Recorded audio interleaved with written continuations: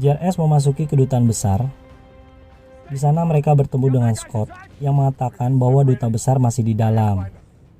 Jack dan Ron mencoba menerobos, namun api yang sudah membesar menyulitkan mereka mencari duta besar. Di saat Jack dan Ron menemukan Sun yang sudah tewas, tiba-tiba Jack dan Ron diberitahu oleh Amal bahwa musuh akan kembali menyerang dengan bala bantuan yang lebih banyak. Mendengar hal itu, Ron meminta Jack dan timnya untuk mengambil semua dokumen rahasia yang masih bisa diselamatkan untuk dibawa ke markas CIA. Ron menyuruh Deb dan keamanan yang selamat untuk pergi ke markas CIA lebih dulu.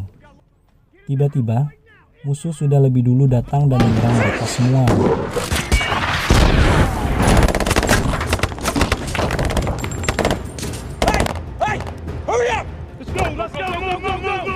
Jack meminta Scott saat keluar gerbang untuk langsung mengambil jalan ke kiri. Sementara itu, Ron dan timnya mencoba menahan musuh.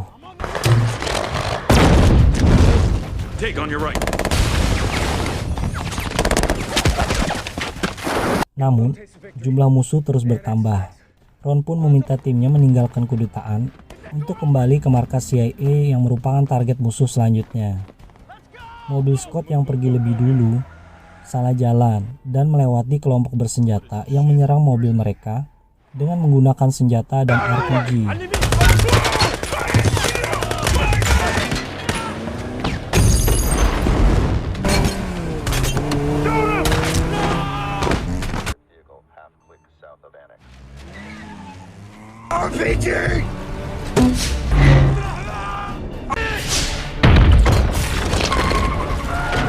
Namun, mereka berhasil lolos dan sampai di markas CIA dengan kondisi mobil yang sudah rusak parah.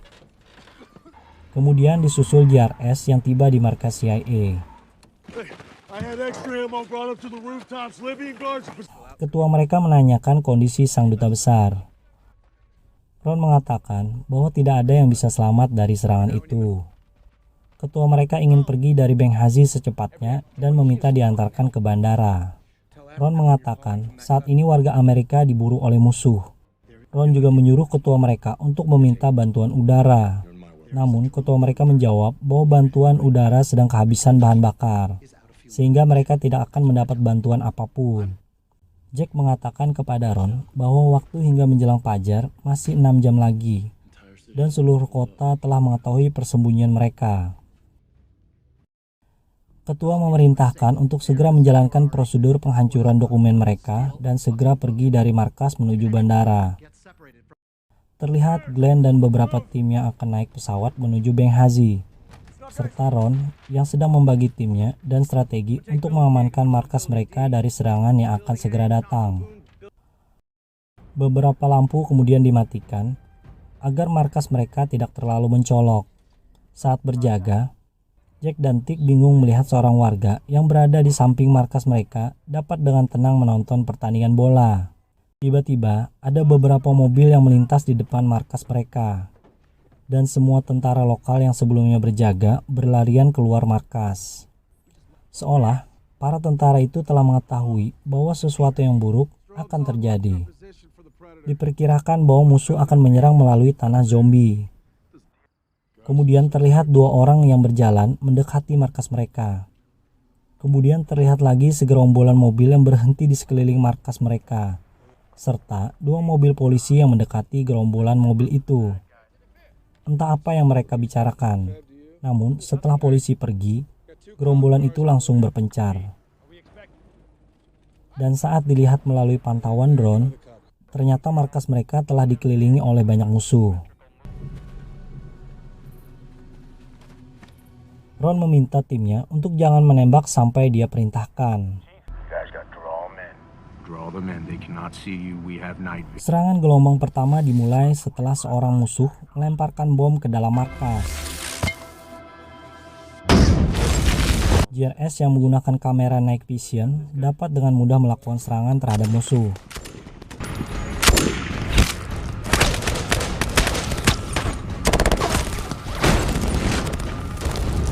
Musuh yang merasa terdesak pun mundur dan serangan gelombang pertama berakhir.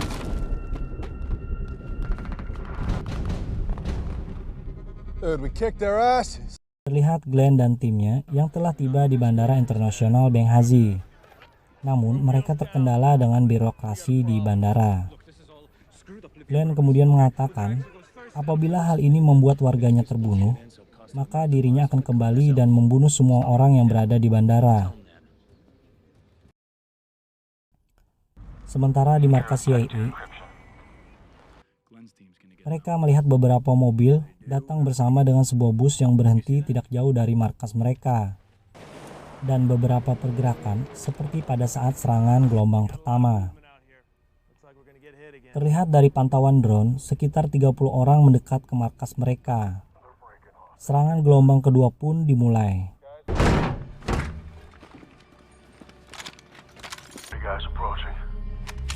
Sebuah mobil mendekati markas mereka dan keluar seorang yang melempar bom ke dalam markas. Selain membawa senjata dan bom, musuh juga membawa RPG.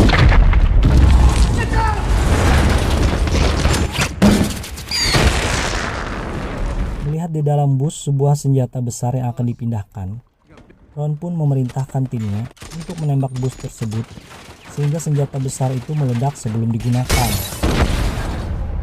JRS menembak semua musuh yang terlihat. Musuh berlarian menyelamatkan diri, dan serangan gelombang kedua pun berakhir. Jack menyuruh Tick untuk istirahat, yang kemudian digantikan oleh Ron untuk menemani Jack.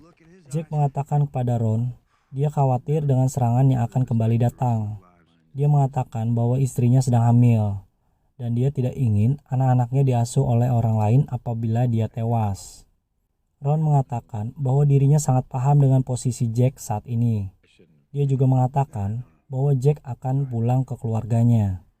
JRS mendapat info bahwa Glenn dan tim sedang dalam perjalanan menuju markas mereka. Dan duta besar dikonfirmasi telah tewas dikarenakan terlalu banyak menghirup asap. Menjelang fajar, terlihat sebuah mobil berhenti di depan markas mereka. Salah seorang dari mereka seperti sedang mengambil titik koordinat di tempat itu dan kemudian pergi.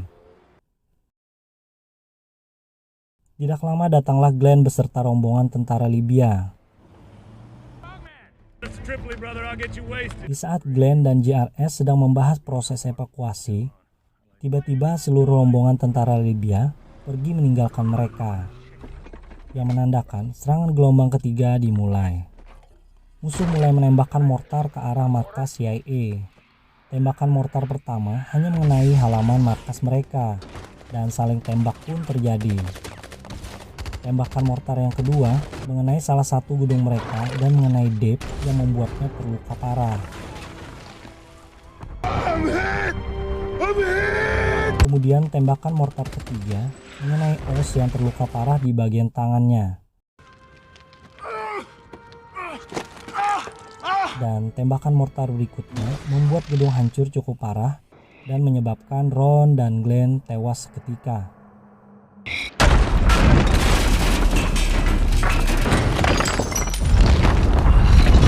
Dan serangan gelombang ketiga pun berakhir. Jack menolong Oz dan mendapati Glenn dan Ron yang telah tewas. Jack kemudian memberitahukan kepada yang lain. Seketika suasana berubah menjadi haru. Oz dan Dave mendapatkan perawatan medis sementara, sedangkan Ron dan Glenn dievakuasi. Ron yang dilempar dari atap gedung membuat Jack sangat marah.